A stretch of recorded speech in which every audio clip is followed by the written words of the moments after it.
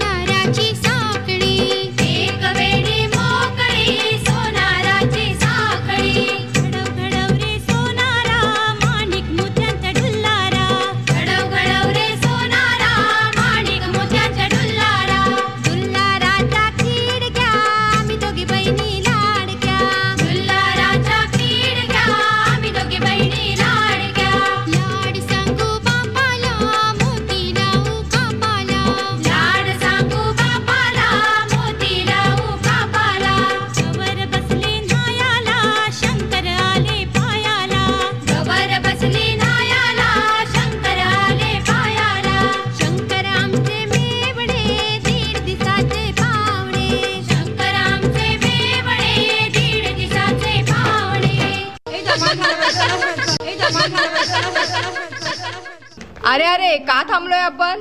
चला ना पुढे खेळूया. अगं हो हो धीर धर जरा. हो ना, गवार पूजूया आधी. पण तुला काय एवढी घाई लागली? आजचा संपूर्ण दिवस आपलाच आहे. तेच तर, आजचा दिवस माझा आहे. मला एक क्षण पण वाया जाऊ द्यायचा नाहीये. का ग, याआधी मंगळागौर खेळली नाहीस का?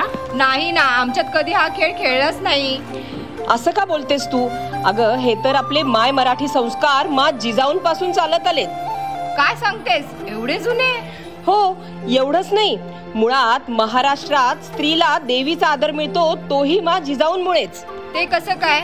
ऐक मग, महाराजगडावर नसताना एकदा एका गावातील लोक देवी आईच्या जत्रेचं आमंत्रण घेऊन गडावर आले. युवराज संभाजी राजांनी आमंत्रण स्वीकारलं.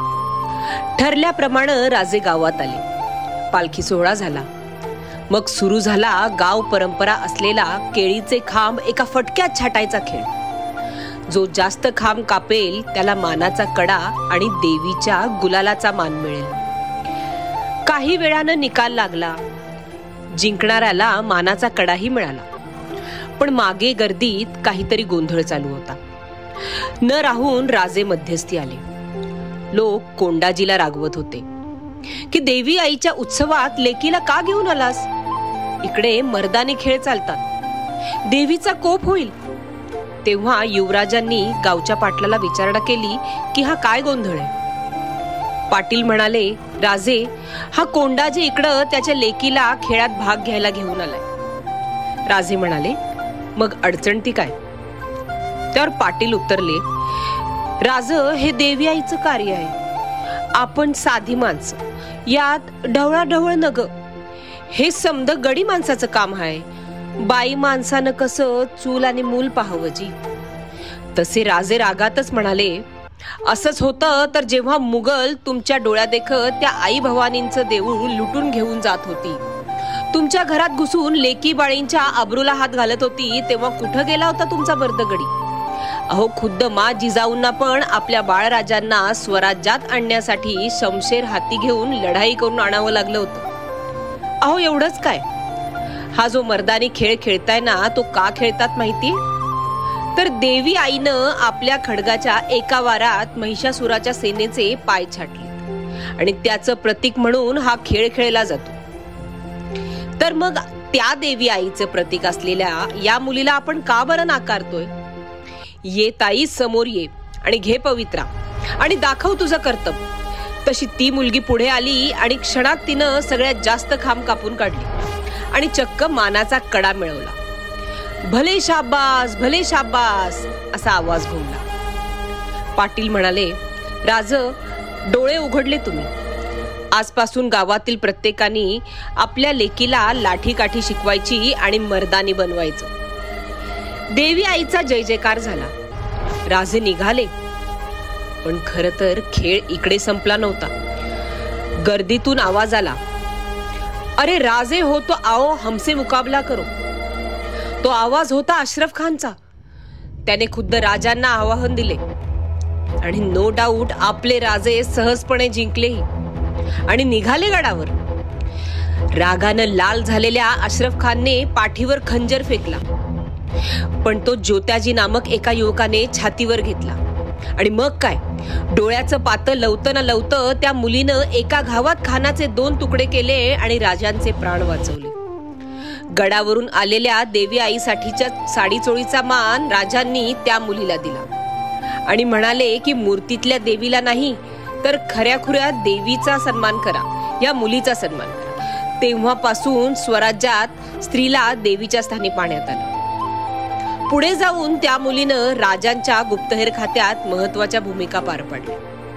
अशी ही इतिहासाच्या पानात हरवलेली मुलगी म्हणजे लाडी.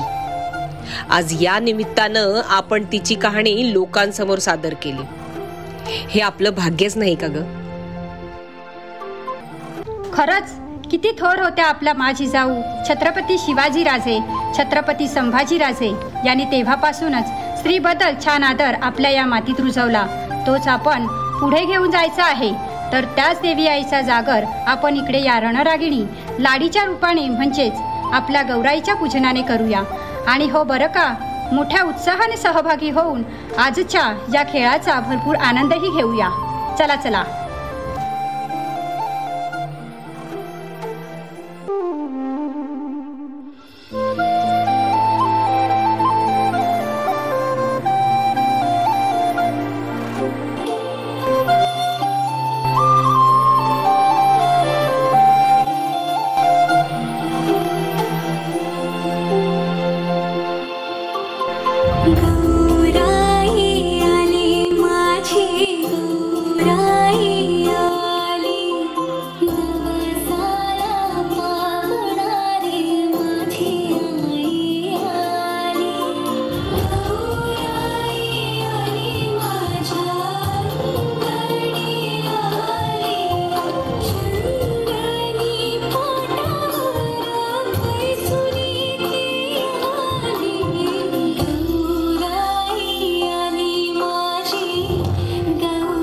मथुराई